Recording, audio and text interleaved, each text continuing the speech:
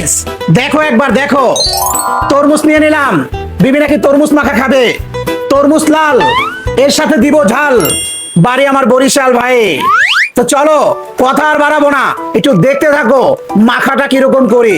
যদি দেখে ভালো লাগে অবশ্যই লাইক কমেন্ট শেয়ার করে দেবা। তরমুজ মাখা করার জন্য প্রথমে নিয়ে নিলাম বাটি। এই যে দেখো তেঁতুল, তার সাথে ভরপুর গুঁড়ামরিচ, তারপর হালকা লবণ, তার সাথে হালকা চিনি, এর সাথে দিয়ে দেবো কাসুন্দি। দেখো একবার, তারপরে সুন্দর করে মাখা জাগা করবো, মাখা জাগা বেশ হট এন্ড স্পাইসি। ওহ, জিভে জল আইসা পড়তেছে আর যা স্মেল আসতেছে ভাই। তরমুজ মাখা করার জন্য সব উপাদান মিক্সচার করে নিলাম। দেখো একবার, দেখো লুকটা দেখো। ওফ, এখন ঢেলে দেবো তরমুজ।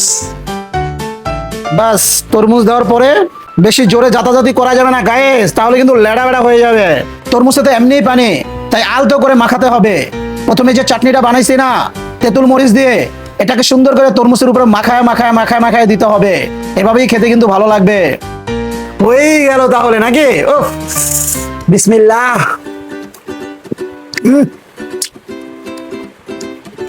Super tasty, super guys. মাখাটা বেশ টেঙ্গি টেঙ্গি এবং মিষ্টি মিষ্টি।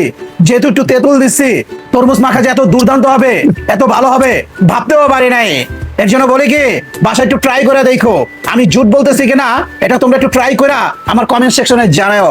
ইনশাল্লাহ আশা করি ভালো লাগবে। উফ, আলহামদুলিল্লাহ।